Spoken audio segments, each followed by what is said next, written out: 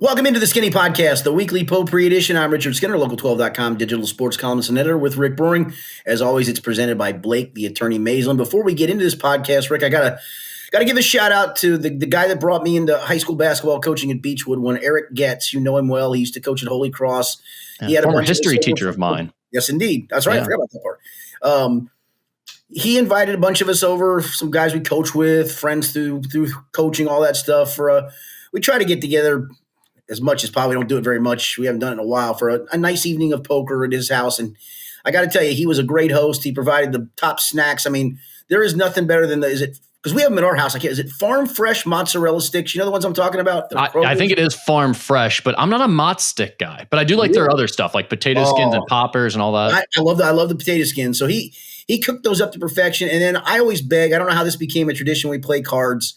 Maybe it was when in his living in a townhouse bachelor days. At the end of the night, he was scrounging for food for everybody, and it would usually be some bagel bites. But this time around, he came well prepared with multiple things of bagel bites. And bagel bites can either be undercooked, way overcooked, rarely cooked to absolute perfection. Kudos to Coach Getz. They were perfect. Wow. What'd he do? Air fry them? Toast them? I didn't even ask him that. He might have air fried them because they came out perfect. Just enough of the cheese was brown stuff. The bagels themselves were crisp. You need a little crispiness because otherwise they're rubbery. Correct. No. Yeah. And I've done that in the microwave. Like you put them in the microwave for the time it says, and then you take them out and they're still delicious because you need them at that whatever point you're having bagel bites, right? So you do eat them, but they are rubbery. You're right. Now, let me ask you this. Is the roof of your mouth burned today, or did you actually wait for them to cool off? We waited for them to cool off. I was the first one to go in. I'm like, I'll be the taste tester, and I taste. I'm like, it's got a little warmth to it, but it didn't burn the roof of my mouth like it normally does. And again, I don't know why those are always just lava. Like pizza rolls make sense because they're contained. Correct. They need to be steamed. The steam needs to vent first. But I don't understand why bagel bites are always so hot. You'd think they would cool off quickly. They usually kill you. Yeah. All right. Well, not to start off with another anecdote, but I will tell you on Tuesday morning, I was backing out of my driveway when I heard a loud crunch underneath my car. And I was like, man, was that a stick or what? That sounded awfully loud. Get out. And a poor turtle had met his demise. So RIP to Franklin and his friends and family. How big was the turtle? It was decent. I felt terrible. I mean, honestly, it was the worst way to start a Tuesday morning. Oh, no question. I felt terrible, yeah. Well, did you see I can't remember. Was it here where the guy got killed on the interstate trying to get a turtle off of it? No. Man. I saw the story. I can't remember where it was from, but yeah. Weird start to the podcast today. Sorry about that. Turtles, man. I just wanted to acknowledge and show respect to his family because, man, I felt bad about that one. I felt bad about it all week, clearly. You could hear the crunch? Oh, it was so loud. My wife heard it in her car. I was backing out my car so she could get out of the driveway. You could have made some money off of this. Little mock turtle soup for the Bengals media day. We're a week from Monday away from mock turtle soup day. I hate to say it. That was the second thing I thought of after I felt terrible. All right. Speaking of the Bengals, the big story this week feels like is the quarterbacks documentary series came out on Netflix featuring Joe Burrow along with Kirk Cousins and Jared Goff this year. I'm only through the first couple of episodes. I think most people that are listening to this probably haven't watched all of it yet, haven't had that chance. So I don't want to spoil the whole thing, but there were just a couple things in the first couple episodes that I wanted to ask you about, Skinny. The first one was in the second episode, and they're talking about I think the Bengals are 0-2 at that point, and they're kind of talking about the slow start, and they flash to practice, and they have Joe Burrow talking to some of the other quarterbacks, and he says, quote, "Sometimes early in the year, I think I get a little too don't turn the ball over. Usually I see it and I throw it, and sometimes I throw a pick, but I think sometimes early in the season, I'm just like, don't turn it over. We're going to win." And that's not always the case. And I mean, that stuck out to me because we've been crushing. Let me be clear. Joe Burrow and the offense wasn't necessarily the problem to last year's slow start. So I'm not trying to say that, but we have been crushing Zach Taylor, the offense as a whole, of why are they too conservative? Why do they get off to these sluggish starts through the first few weeks and all of a sudden turn it on midway through the year when they're already staring on a big hole? And man, this made me rethink that a little bit of is Joe Burrow is his mentality to start the season a little bit of the problem? Now, again, he turned it on quickly last year. He was really good in game 2 and 3 right away that they still lost last season. But that Patriots game was one of those games where it felt like the offense wasn't clicking and was too conservative and didn't take enough chances.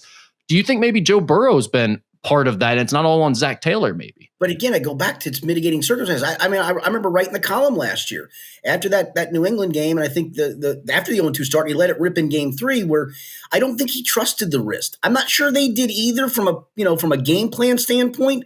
That he didn't know if he could rip it into a tight window. That if he didn't know if he could really spin it, and so he took the safe route, the check down route. That, man, if I can't fit this in a tight window, and I think after a couple of games, he's like, I'm just gonna let this thing rip because I mean either it's going to be good or it's not going to be good, and I get it. And again, the year before in Cleveland, dealing with the calf in the rain. It's again, there are some other things you can point to, and Zach's, I think, trying to address some of that stuff. But again, I think some of it is Burrow, but again, mitigated with the injury issues. And again, last year, I don't think he trusted it at all in game 1, and I'm not so sure they trusted him to do the things he wanted to do in game 1 because he just didn't know where the wrist was.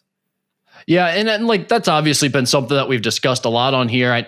I agree with that. I think that's part of it too. But it was interesting to hear him say this because it's like, oh, I more so put that on that element of it of like sometimes they seem a little vanilla or conservative early in the season. I've put that on Zach Taylor mostly. And now I'm wondering, like, hearing Joe Burrow talk like that, it's like, oh, has he been starting the season thinking this team's going to be good? I've got a legit defense behind me to back me up. We're going to play complementary football. And then you come to find out, like, well, actually, I've got to turn it up a notch and go ball out. Yeah, and you would guess against New England, you would think that, listen, even if we play conservative, we're scoring in the 20s, and they're not, and then it kind of got away from you, right? You just never got into a rhythm or a groove, and you wind up losing an ugly game that cost you a playoff spot. And so I go back to them. That's why this training camp to me, and Bengals fans, cross your fingers, knock on wood, do everything you need to do. If he gets through this camp healthy, I do think they get off to a fast start because he is going to hit the ground running. He's got his receivers under contract. Yeah, maybe the Trey thing's an issue, but that's not his side of the ball. He's got a chance to have all his dudes all happy, all ready to roll. Mike Gesicki back, Chase Brown taking another step forward. I mean, you've got a chance to hit the ground running because you don't have – well, his wrist isn't right, and boy, today he didn't throw. I mean, you remember last year in camp, there were days we wrote about how Joe didn't look right, and then some days he did look right, and that was probably true. That there were days he felt great, some days he didn't. That should have been understandable, but it didn't mask the fact that some days he didn't look great. And so this time around, man, he's got a chance to hit this ground running, and barring any goofy setback, and he's had a bunch of them. I mean, one year he didn't get hurt, but he had an appendicitis, right? And then the calf injury. It's just been one goofy thing after another. And I do think they get off to a fast start because I do think he'll have all the confidence in the world, and everybody's going to be happy and everybody's going to be ready to go. The first few episodes that I watched take you through the 0-3 start last year. That's basically the point that they're at. And watching those episodes, one, it was really frustrating to watch again, relive that and remember how close they were to winning those games and being 3-0 to start, how bad the defense really was in those second and third games when Burrow was playing really, really well and the offense was doing some pretty incredible things. Like I remembered it from last year, but man, reliving it like that, piece by piece, seeing those big moments in a montage like that all together was like, God, last year could have been so much different, and it really wouldn't have been anything crazy. You know, it's a pass interference call here. It's them not fumbling. It's Hudson not fumbling the ball at the goal line on that play. Like, there's so many little things that like you remember, but you're also like, God, that's a lot of ifs, ands, or buts to add up to equal an 0-3 start that could have very easily been very different. It's Jaden Daniels, dropping one in the bucket when they don't get home on the blitz. Yeah, crazy. Yeah. The only other thing I wanted to bring up is they have a piece at the end of the second episode, which is a dinner with the Burrow family and the Chase family, the parents and both guys sitting there. Just great content. I mean, nothing crazy. It kind of takes you through the chemistry that those two guys have and how special that really is compared to, okay, yeah, you have some great quarterback and receiver pairings in the NFL that come together and they build chemistry over time. But to have that same guy that you've been with through in college, and there's a point in practice where Joe's telling Chase, like, here's the type of route I think it's going to be and the type of throw it's going to be. And they're trying to like get on the same page with it. And they're sort of making hand motions and stuff. And then Burrow goes, oh, it's like the route we used to run with Jettas back in LSU. That's and they great. Both know what it is, like they're just kind of leaning and talking and just snippets of words. It doesn't make any sense to anyone watching, but you can just gather from that conversation the incredible chemistry they have. And then hearing the parents talk about celebrating together and the conversations that they've had about like, we're going to be doing this for another 10 years together. It's a pretty cool moment for content. I mean, go back to, again, the season with the calf injury 2 seasons ago. Who was the guy that said Joe just needs to sit out until he's healthy, right? He needs to miss whatever games. He was right. He was probably right. Yeah. 100%. Yeah, they have a great relationship. It's fun to see them talk together and their parents hang out, but also the chemistry thing on field is so real with those two guys, and it gives a great glimpse into that. Anything else on your end on the quarterbacks thing? I know you haven't watched all of it either yet. Yeah, no, we did. We actually been a couple Saturdays ago. I can't remember. Well, I guess we just had gotten the puppy, so we were just going to kind of chill with her at home. We binge watched the first season, the original season of Netflix, and I actually came away. I liked it. I really came to like Kirk Cousins. I thought he was really good in those episodes. I'm looking for. I've not watched any of these yet. I know some of the stuff. I thought the whole Batmobile thing made my eyes roll. Like, I'm sorry. I don't care that a multi-millionaire getting ready to buy a multi-million-dollar toy can't. And again, I'm sorry because of his house got robbed, but I just have no cares about that. I have none. I'm sorry. Yeah, well, I'm going to tell you, I don't think you're going to find a lot of this very interesting. Like I said, the few things I pointed out there stood out to me from the football perspective. But I love that was the thing I liked about the original. I like Kirk Cousins' humility and just him as a person. I don't think it was fake. I think he's just a really good dude. Seemed like a great dad. And I don't think it was any of a put on, but I did love when you got into a little bit of the inner workings of the football stuff. I know some of that stuff, but it's still cool to see. Yeah, there's some good stuff here with that, but a lot of it is just the Burrow stuff is kind of boring. It's him at his house doing the I'm boring but cultured. I've taught myself the piano. I'm into fashion. They're pretty boring segments. It's him being monotone, responding to people, and they're talking about like clothes and piano. So again, I've not seen it yet. I'm going to probably binge watch it. I might even binge watch it at some point in the next day or two. I know fans seem to make a pretty big deal of the exchange between Burrow and Zach in the Tennessee game where, they didn't end it the right way and Joe kind of blew up and Zach tried to calm him off the ledge. And what does that say about the relationship? I'm like, dude, that's the heat of a battle. That's a guy who's frustrated in the moment and the head coach being the adult going, dude, we'll fix it. Relax. I haven't seen the exchange, but that's what I gathered out of that exchange. And I just don't find that a big deal. Do you? No, I mean, I'm anxious to see it on the show. I haven't seen it yet. So, yeah. All right. One of the other things I wanted to bring up with the Bengals is something that our buddy Paul Dehner does. And I've really enjoyed this over the years. It's the state of the franchise survey that he sends out and he has fans respond to. And it's basically like a bunch of different questions. You respond 1 through 5 on. So I saw the initial survey. I actually took it myself because I'm a subscriber. It's funny you say this. I've not seen the end result. So I'm interested to hear some of these results then. Yeah, 1 being least confident, 5 being most confident is how the survey works. And I'm not going to go through all of it. Go subscribe, read Paul's stuff. It's great stuff. But they were talking about it on their podcast, he and Jay. And there are a couple things that really jumped out in terms of the numbers. They've all obviously trended in a totally negative direction for the franchise. The last 2 years, it was like 2 years ago, they were great. A year ago, you're starting to see some people fall off. And then all of a sudden this year, it's just like everybody's thinks it's an absolute disaster, apparently. The percentage of fans rating ownership as least confident, meaning a 1 out of 5 in their confidence in ownership, jumped from around 3% to 47%. 47% now have 1 in terms of their confidence in the ownership now. Wow. It was around 3 last year. I mean, you think this is all Trey Shamar related? Well, let me get to let me go through a few more of those because that's exactly what I wanted to get into is if that's what it is or if this is more than that. Those marking most confident in Duke Tobin. So marking a 5 most confident in Duke Tobin dropped from 52% to under 1%. Oh my. 52 to under 1 in a year.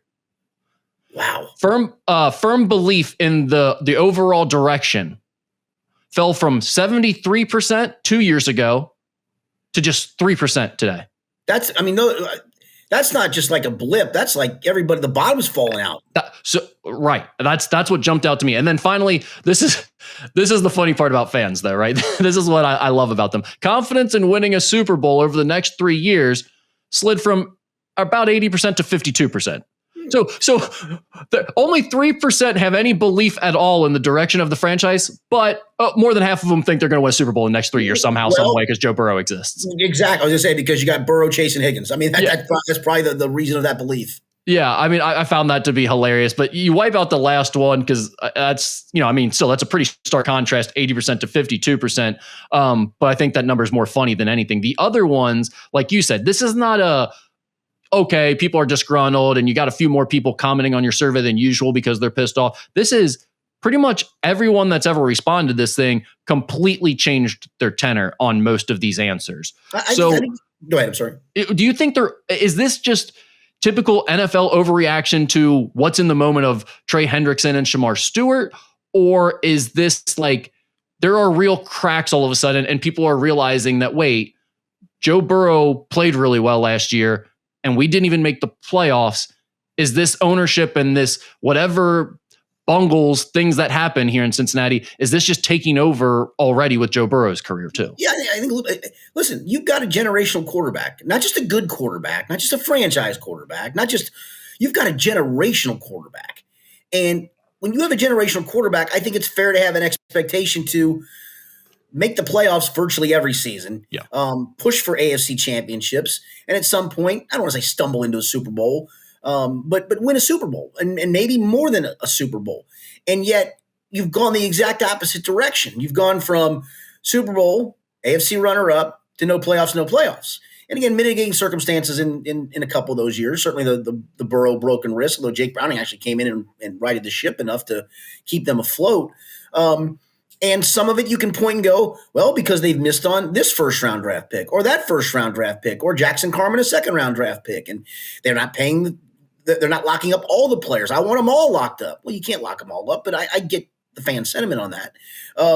And so, yeah, I can see why those things have slipped. Maybe not to that degree. I mean, that's like completely off the edge. like they decided not to re-sign Chase and Higgins and piss Burrow off and just say to hell with all of this. We're not paying anybody. No, they've paid them all. There's hiccups at the moment with a couple, and again, we'll see how those things put themselves out. And I've been pretty firm that I don't think they're completely in the wrong on Trey. I get why fans do. Fans just want their guys locked up. I understand that. Right.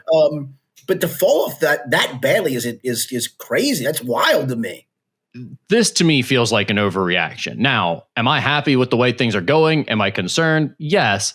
But to be on, one side where you're like, I have confidence, I'm most confident in these things, and then all of a sudden it's like completely diminished. That seems a little surprising to me. I don't think, especially like you said, when they did go out and change some things about the way they do business, they have like gone out and tried to sign big name offensive linemen for Joe Burrow the last few years. It may not have worked out perfectly, but they did go out and spend a bunch of money on that. They did now lock up Higgins, Chase. They've tried to Gesicki. They've tried to do things that Joe Burrow asked them to do, which I think it's not the same old Bengals in terms of what Carson Palmer complains about every couple of years nationally. It's like he acts like this is the same exact situation he ran into, but it's not. They are doing the things that Joe Burrow asked for. They are providing him with weapons and keeping his guys around. Now, does the defense have to improve? Yes. Okay, they've replaced the defensive coordinator. I don't know if that'll be enough or not, but they clearly made a move there. So while I'm concerned and there are issues and the Bengals ownership deserves some flack for their body of work and the Shamar Stewart thing, we've talked about it. We don't think they're in the right on that one, but I don't think this is a reason to be like, you have zero confidence in the direction of the entire franchise right now. I think overall, they've still been trending in the right direction over the last 10-ish years, 15-ish years. I go back to when we litigated the T. Higgins, sign him or don't sign him, and I was kind of depending on where the money was, not signing him, right? And they found a way to do both and still have enough money left over to pay Trey Hendrickson a reasonable salary. I just don't think that they're going into his stratosphere of where he wants. And no offense, sometimes that's the way it works. We've set a number. You want your number to be there? We're not going there. We have you under contract. I'm not going to relitigate this whole thing. But right. Again, I mean, they've positioned themselves to get something done with Trey at a reasonable price, in my opinion. The one thing I will say where the Bengals bring this on themselves and where they deserve all of these criticisms is the Shamar Stewart situation, where it's like, why are you choosing to do this right now in this situation while you also have the Trey Hendrickson thing going on? And then also things like the Players Association survey. We've talked multiple years in a row now about the treatment of players' families getting an F. Why haven't you fixed that? The nutrition getting low grades. Why? Now, maybe the players are being a little bit spoiled on some of those things, but again, when you have this negative reputation and you're also being graded out as the lowest in some of these areas, that would only cost you, a accounting error, a rounding error when it comes to what it would cost you to fix them. Why don't you just go ahead and take care of those things so people can't keep pointing to the same old Bengals and keep bringing up the same old things? Because when you give them those little reasons to hang on to, they can keep the overall narrative going about the way you do your entire business. And whether that's fair or not, that's the reality of the situation. And the perception is the reality a lot of times. And they have not earned the benefit of the doubt at all. They haven't. You brought up Trey, so let's go there next. In an ESPN survey of NFL executives, I love this. I saw this. Is exactly what we've been talking about. Coaches and scouts, NFL executives, coaches, and scouts, ranking the NFL's top 10 edge rushers for 2025. Where did Trey Hendrickson fall, Skinny? Did he fall in the top 5? He was 6th, if I'm not mistaken. That's correct. Not even in the top 5, despite leading the NFL in sacks. And they also listed a high vote and a low vote, and I think somebody didn't even rank him in the top 10, if I'm not mistaken. That's correct, too.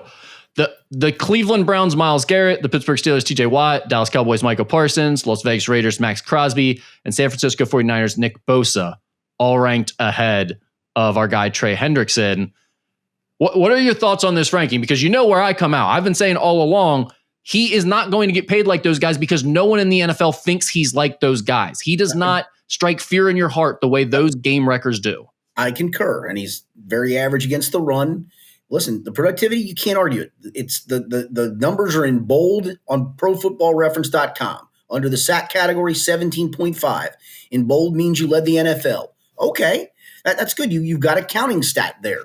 But, it's just watching games, to your point, Max Crosby scares the crap out of you. Myles Garrett scares the living daylights out of you. Trey, yeah, do you need to chip and help? Yeah. And is he great at getting home? Yeah. But, you're just, and that's the point I go back to, you're just below that notch, in my opinion. And I do think Max Crosby's being paid too much. I do think Danielle Hunter's getting paid too much.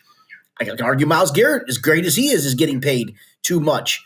Doesn't mean you have to go into that stratosphere. You don't. And again, if you're at 32 and he doesn't want to come to there, just say to hell with it, buddy. I mean, the steering we're not going to that number. We're just not. So either come to grips with that, take the security of where we're at in our offer, or you're going to have to play this season under that current contract. And, I think he was ranked probably right, to be honest with you. I do too. Now, I will tell you, he was voted first team All-Pro, and that's not Pro Bowl. That's All-Pro. That's a very high honor. And I think he deserved it based on what he did last season. But does that, rankings are a fickle thing, right? I mean, Again, his productivity warranted him being a first team All-Pro last season. But when you start to go, would I take him or him or him or him over him? Yeah, I probably would. Yep. And that's exactly been my point all along. I'm big on the people that are actually in the sport, the one who determines your value, the executives, the front office people, the agent, all those types of people, they know. And they usually are more accurate than anybody on this stuff. And you could tell the way this all played out, Trey Hendrickson valued isn't like those other guys. Or otherwise, he'd probably be somewhere else right now. Or the Bengals would have already paid him. But he's not like those types of players. And he's a very good one, but the counting stats and even his pass rush win rate is not everything. And this, to me, this says it all.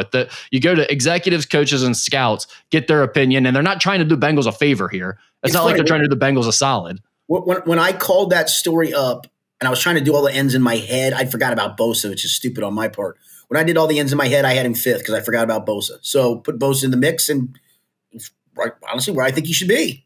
Yeah, it feels about right. 6, somewhere between 6 to 10. And if you throw in a few other guys that are probably in that very next tier with him, I'll be like, okay, I could see that. You could take him above of Trey as well, but Trey's right there in that. Yeah, I don't know if I would have unranked him in the top 10. I don't see how you do that. How anybody unranked him? That surprises me. that's probably a little bit extreme, I would think. I feel like he's a top 10 type guy. Yeah. But I also think there is a difference in paying for a guy that you feel like completely changes the game and is a total, like, the opposing team circles him and focuses solely on him in their scouting report versus a guy he's a really good player. You know, Trey Hendrickson's a really good player, but he's not a game wrecker. Yeah, agreed. All right, let's switch gears here to the Reds, unless you have anything else on the Bengals. No, I still got the top 25 countdown going on. Oh, that's right. I'm finishing. We'll get through the top, whatever it is, top 20 this week. I got 2 more to go, and then I'm taking 3 vacation days next week. So I'm going to do the top. I was going to do one each day, and then I'm like, well, if I just do this and trickle it down to number 1, everybody's going to go, well, I can guess who number 1 is. So I'm going to do the top 5 all at the same time. Next Thursday. There you go. So we'll talk about that for next week's podcast. Yep. Will you have that out by then? The top 5? Yep. All right, perfect. All right, so the Reds are 2-4 since we last talked, 47-46 overall, 4th in the NL Central, now 7.5 games back of the Cubs, and they're 3.5 games back of the final wild card spot. The All-Star break starts on Monday. The Reds will have 4 games before then.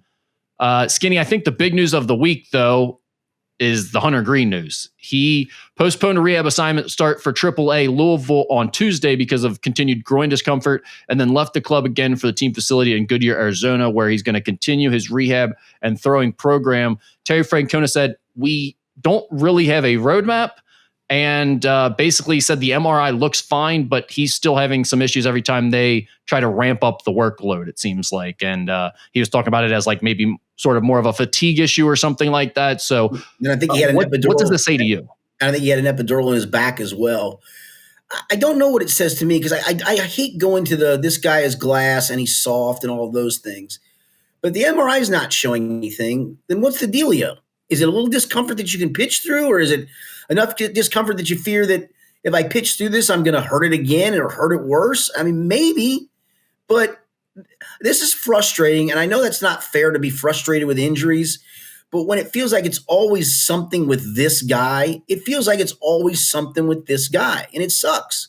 Do you think that's what Tito was getting at a little bit in a roundabout way? The fact that he kind of brought up that the MRI is coming back clean and we just have to give him time. I mean, he had his back. He definitely didn't throw him under the bus, but he also kind of put it out there publicly of like, we're just waiting on him to tell us that he's ready. He's got to be the one to tell us that he's ready, because at this point he's cleared. Yeah, and I guess you could argue there was no rush in it having to be Tuesday to make that rehab assignment. He wasn't going to come back at this rate until after the All-Star break anyway.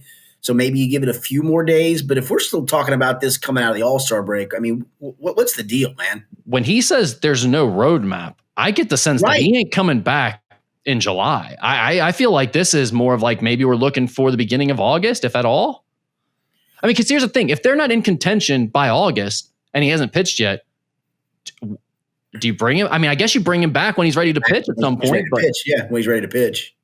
It's just, again, I can't tell people. People have different pain tolerances. People have different, I don't know what he's feeling. I don't know where things stand with him. I don't know if that scares him that, hey, I've done this once already, tried to come back, I did it again. I feel a little grab. I don't want to, just a little grab, and the MRI maybe doesn't reflect that. And so he doesn't want to go till he's 100%. And I guess that's all well and good. But again, it just feels like it's always something with this guy. And at what point do you just throw your hands up and go, I'm not there in the move on category yet, but at some point you do. You just go, it's literally the best ability is availability. And sometimes you can't control it. And in this case, if you're the Reds, it can't be stop, start, and we're going to get 20 starts out of Hunter Green every year. No. I mean, look, that sucks. I'm certainly not in the category of even thinking about moving on from him, because he looks great. Like the ace. I mean, of the staff, he's the one guy you have right now that you feel really good about in terms of the money you've paid and all of that. But man, I just this injury thing this season, especially now. My question is, these guys are just too jacked up. They're just too jacked up. They are. You know my take on that. I'm all for toning down all the working out, going back to smoking in the clubhouse, drinking a 12-pack after games. I agree with you on that. But here's my question with Hunter Green, and we have no answer to this. But if the Reds are a half game out of first place in the NL Central, do you think he's coming back right now, or do you think this is the same situation? I think this is a guy that will feel 1,000,000,000% to pitch. And okay, if that's the case, I mean, more power to you. But if it's just you're feeling a little discomfort, can you pitch through the discomfort, or is this just a fear of the discomfort's going to maybe lead me to something bad again? Well, I guess let's give it some time and we'll see. But it was not the news you were looking for. Yeah. Ellie De La Cruz and now Andrew Abbott are all-stars. Abbott was initially snubbed, and we went through the whole thing of like, oh, did you think you deserved it? And yeah, I don't. There are a lot of deserving guys, though. I don't know. And then a couple days later, he is now on the all-star team. I was of the opinion of this definitely takes some of the fun out of the coolness of making an all-star team when you initially get snubbed and then you have to be a replacement for somebody, especially if it's your first all-star game. But then I saw the little segment where they asked about him in post-game press conference, and they had a little clip of Tito kind of pulling the guys together in the dugout, acting like he's going to yell at him. He's like, I'll tell you guys one thing, Andrew Abbott's an effing all-star. And they all went nuts for him or showering him with stuff. And he talked about that being kind of a cool moment for him. I guess it kind of swung me on it. Like, okay, this is now pretty cool for Andrew Abbott again. He made the all-star team. And it became a numbers game because I think a couple of the pitchers that made it were the lone representatives from their team. And that sometimes just aces guys out. I guess it also shows that he was the next man up, which I think is, I think I'd be. Should have been. Yeah, I think if it's me, I'd go, yeah, I kind of felt like I was snubbed probably because, again, every team has to have a representative, came a numbers crunch. The other guys who made it all were very deserving as well. And yet here I am, the first guy they asked after the Dodger pitcher can't go. So I do think it's got to feel a cool moment for him. It kind of sucked that the moment came when they were getting their teeth kicked in, but I mean, I thought they celebrated it pretty nicely. Yeah. Again, I was all on board of like, man, it's your first all-star game and you have to make it as like this guy doesn't want to go. So now you're in the second ask. That seems crappy. But then when he talked about it, he seemed like he enjoyed the moment. So that was good for him. And then to follow it up with the start he had on Wednesday night when they needed a big start. I mean, you're riding a losing streak and he goes out and puts a stop to it. Yeah, exactly. Anything else on the Reds, Skinny? They're roller coastery, man. It's just so weird. Listen, Philly's really good. Zach Wheeler on Sunday was just great. I don't know who was hitting Zach Wheeler on Sunday, the way he threw the ball. But then to come back and lose those first two, I mean, there was some flukiness in that game that Nick Martinez pitched. It felt like every bloop dropped in, the chopper over the third baseman's head that just kind of compounded things. But the offense, though, rides these weird waves, man. It feels like it's one run on this day and 7 or 9 runs on the next day. And I don't know where the happy medium is ever going to fall for this group. Unfortunately, I think that's the issue. It's not coming for this group. It's just not what they are on at least offensively.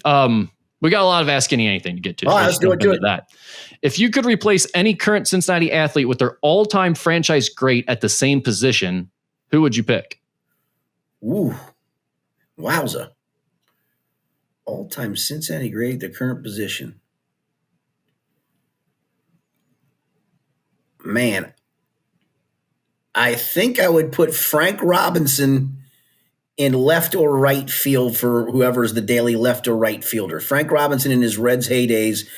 Go look him up, kids. He was damn good in the late 50s, early 60s.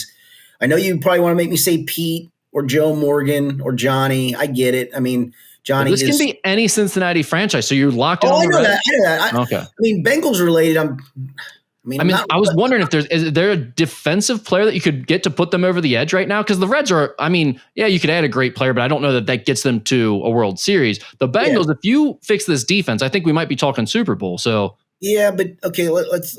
Who could you add? Is there a pass rusher that you could help out with, so we don't have to worry about this defensive end? Is there a safety? The only one that comes to mind, because I'm thinking of pass rushers. Mike Reed in his prime, again, go look him up, played in the early 1970s, was a defensive tackle, once had 5 sacks in a game when sacks were not an official statistic. How about him as a 3 technique? Arguably was going to be a Hall of Famer. He quit after 5 years to go become a music writer in Nashville and he's won multiple Grammys. Nice. Played from 1970 to 1975. You talk about wrecking people. He wrecked people.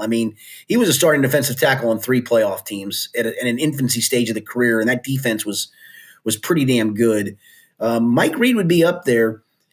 I don't know why. It was a different time, different place, different era, but he had great ball skills. David Fulcher always comes to mind for this question. David Fulcher, Cardboard Heroes at the Yes, mall. indeed. Shout out the Yeah, mall. I'm trying to think on offense. Like, could I tell you Chad for T and maybe move T to the slot? Okay. No, because if you lose, I think you got to swap the person out. So I think you'd be losing T. You'd have to do it with like a crappy receiver. You'd have to do it like Yoshivash. Okay. So yeah. I'll put Chad for Yoshivash, and then I'll put Jamar in the slot, and I'll have Chad, T, and Jamar. I mean, go stop that. That would be impossible to stop. I don't know. Maybe that is the strategy. Maybe you just keep pimping out the offense as much as you can and make it the best, the greatest show on turf. In the current state, what have we been clamoring for this Reds team, right? That just get me a power hitting right outfield bat. And Frank Robinson fit that mold to a T. That's a good answer. Maybe someone did ask on Twitter, I saw, they noticed that the guys weren't standing up on the top dugout step anymore after a few losses. What happened to that? Did they need another team meeting? That's cute fun, isn't it? That honestly, that might be the dumbest damn thing I ever watch. I saw high schoolers try to do it this year, and the umpires just about ran them in 30 seconds, which they should have. We want a single, just a little single, S-I-N-G-L-E. I mean, that's what I think of every time I hear the closed-door team meeting thing. Yeah, correct. And everybody in this city was gaga over it 2 weeks ago. Correct. Like, oh, they've turned their season around. Yeah. What's the dumbest way you've ever injured yourself? I just did it. So I mentioned, we have a new puppy, right? And so our dining area connects to our living room area. Our living room area connects to the hallway where the bedrooms are. And so we were going to put up gates. That didn't seem to work because they never sit right. So my wife had the genius idea, and it's actually been effective, except for me in the first few times I tried to do this. It's about, it's hard to say. It's about that high. Well, you can't even see my hands, but it's a pretty good piece. It's insulation pieces we cut up to put across that you can slide.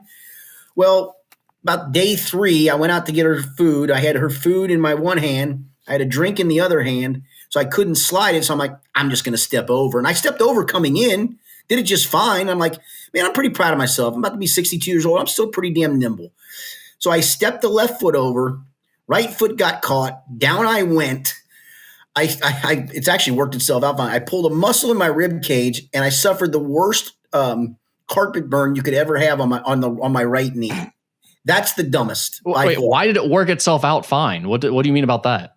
I just it doesn't hurt. It's been 6 or 7 days since it happened. So it's just slowly gotten better. And today's actually the first day. It almost feels 100%. Like first couple of days, I couldn't cough. And I'm like, God, did I break a rib? And I looked. I'm like, no, there's no bruising, so I didn't break a rib. But yeah, I went down. And of course, the bowl of food went everywhere, drink went everywhere. It was a full drink with ice and went everywhere. Cleaning it up's the best part when you just hurt yourself and you're pissed off. I look at my knee's a bloody mess. I'm like, I still got to pick this up. She's scurrying around trying to pick up all the damn food. I'm like, that was pretty stupid. I'm not going to lie. That's when you just go, you know what? Just slide it. It really just put the thing down over here and you can slide it. So I now have decided I'm sliding it every time. I mean, the fact that you broke both of your elbows while walking around Charlotte or wherever it was. That was a total freak. That was a freak accident. That wasn't dumb. This was dumb. But I mean, that just happened and you already had one to top it. That was dumber. So that's pretty good. Yeah. You're a man who was double elbow braced up on this very podcast less than a year ago. So. I was, and now I'm free and easy and good to go. Your conversation about small talk made me wonder, what's the weirdest interaction you've ever had with a fan or listener? I don't know if there's weird. It's just sometimes it's the one that comes up that then doesn't go away, right? Like the hover. A little small talk and then they hover. It's like, my dude, I don't mind giving you a little small talk. I'm not going to big time anybody. You know me. I don't big time anybody. I have no reason to big time anybody. But at some point, I came to the bar with like a you or somebody else, and I came to watch a game and have a beer with them and kind of hang out with them and. Don't hover. Just don't hover. There's no reason to hover. I don't have an inner circle. I don't need an inner circle. I don't mind. You know me. I like talking to people. I do. Yeah, you talk to lots of randoms that come up to you. I just don't. I don't know you that well. You really don't know me that well. And I'm kind of here to watch the ball game. You get the Northern Kentucky versions of what I imagine Chick Ludwig loves doing in Ohio, which is like people come up to you and be like, hey, what about that 1986 Boone County football team? And I love to talk about it. Love them. They were great. I I don't even know if you'll know what this is because I had to look it up. No. Will Skinny ever consider getting the Jitterbug phone at any point in his life? Don't know the Jitterbug phone. I had the BlackBerry at one point. What is the Jitterbug phone? So the Jitterbug phone. I like it. You came prepared for this question. This is great. It's from lively.com. They sell simple cell phones for seniors. Our Jitterbug phones have big buttons, loudspeakers, and built-in urgent response buttons. So when you trip over your dog gates, they can you can call Life Alert or something, I guess. You know what? Probably a little further down the line, I don't think I'd be opposed to that. I don't. I am the war. I've taken, as you know, with you making fun of me last week with what time you want to do the pot. That went well. I know it. So I am a terrible texter. I mean, like I can't. My finger. I don't have big hands, but I got fat finger, and I just can't do it. So I just have taken to just telling Siri what I want to say, and if I look down and go, it's close enough, the person's going to get the gist of it. I just send it on its merry way. I don't know how I'm good. Apparently, I guess back in the day of recruiting, the way you used to recruit, Mick Cronin, I think, said he could text in his pocket, like he knew where all the buttons. And I believe him. I'm not calling him a liar. Just like I'm amazed that anybody could do something like that. Yeah, the old when you just had the 9 things and you were tapping them multiple times to text.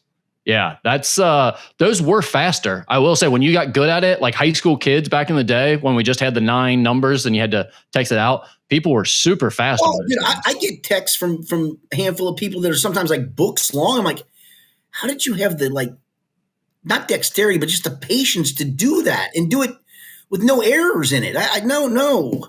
Did you hear from our buddy Jeremy Rao after last week's show? I did not. I look forward to seeing him in training camp. I will say, I mean, maybe I shouldn't share this because it was a private text that he sent me, but it was the most cop move ever to try to beat the allegations of being a snitch. He sent me a picture of him smoking a legal cigar. Just a cigar. Like he's just smoking a cigar on vacation. I'm like, what? I love it though. What does this change? I love it though. He's showing he's hip enough. Yeah, that's our guy. I mean, that was just a perfect response from him. Who makes Skinny's favorite burgers? This is they said hashtag Cincy Burger Week, which is going on this week here. I'm a burger guy from everywhere, just about. I mean, it's hard to mess up a burger. It really is. I swear to God, this is going to sound terrible, but if you just said, "Man, you need to have a burger today," I have a hankering for a burger. Where are you going to go? Believe it or not, I'm going to go to Wendy's and get a double. I hate to be that guy, but you always said that's what I would do. I haven't been in a while. Bard's down in Latonia is really, really good. That's a really good answer. It's probably if you had a go-to burger place, that would probably be it. Shout out Latonia too. And to your point, in fact, I may have to do that tonight because we have a Gold Star right by us. I have not done the Gold Star burger for Burger Week. Yeah, so they're part of this. They have a discount going on at Gold Star, but it wasn't about the Gold Star burger. But someone messaged me recently and said they've switched over to the kettle tortilla chips from Kroger that I talked about on here. Yeah. And the guy was like, "Hey, you've been dishing out some gems on the podcast." And I thought about it, I was like, that guy's right. My life has been improving the last few months when you think about it. I talked about that. I talked about the pretzel place. I talked about Gold Star's burgers. I've been crushing it recently with the food suggestions. So you guys are welcome. I got to go to your pretzel place. That sounds pretty good. You got to do it. It's unbelievable. The other one that I want to get to that everyone's telling me is great, and it's in Latonia too that we just brought up, is the Latonia Bodega. Apparently they've got some great cold cut deli sandwich sub type deals that are huge. Okay. All right. We'll end with this. Brookie's Bar in Ripley, Ohio held its Queen of Hearts drawing. Ron Lang from Georgetown, Ohio had his name drawn and won the nearly $1.6 million prize. Skin, I know you've probably been seeing the coverage, Local 12 and everywhere else around the city of this Queen of Hearts game going on.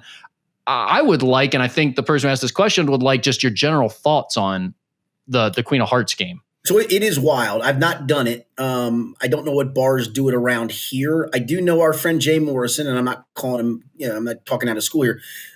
He talked about it on the podcast. So Jay, I think it's a bar in he lives in Fairfield. It's either a bar in Hamilton or a bar in Fairfield, but close to where he lives. Like going home sometimes on the night they're doing Queen of Hearts, he'll stop. He says, "Stop, have a couple beers, and put my." So this was, I think I told you this offline. I think I told some people. He sent it in our text group. it's like 3 weeks ago, he got his name drawn when the pot was high. And you know what came up? The Jack of Hearts. I'm like, I couldn't. Now, somebody said, I don't know this, and I didn't ask Jay this, and maybe he talked about it on the podcast. I haven't heard it yet. Some places will pay out for a face card if you get one, or maybe even a face card in the suit. But I said, I'm speechless. I don't even know what to say to you. My heart sinks. That's just awful to come that close to literally to have your name called for starters. And he always, he puts in when he wants to be. If his name's called, he wants to be there and get the whole thing. Yeah. Have your name called, and they were down to only a handful. There was only a handful of numbers left to go, and to be that close, that's a gut punch. So sorry, he didn't actually say that, but he did tell the story about how he went out to the Ripley Queen of Hearts game 3.5 hours, or he drove out there, however far away it is, and then waited in a line for 3.5 hours. Oh man, I should have called him because it was like 7 blocks. When I worked in Maysville, this is before the AA. This is back in the late '80s, before the AA was built.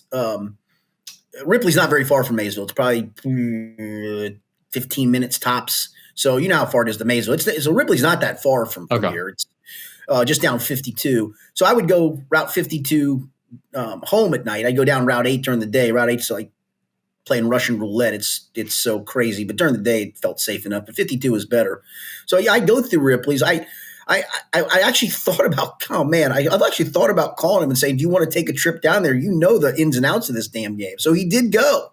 Yeah, he went. He said on the podcast that he didn't realize how long the line was when he got into it, but it ended up being like 6 or 7 blocks. It took 3.5 hours for him to get through it. But now that's officially the longest line he's waited for anything now. Yeah, I wonder if, because a lot of these Queen of Hearts games, the reason for them obviously is to drive traffic to your bar.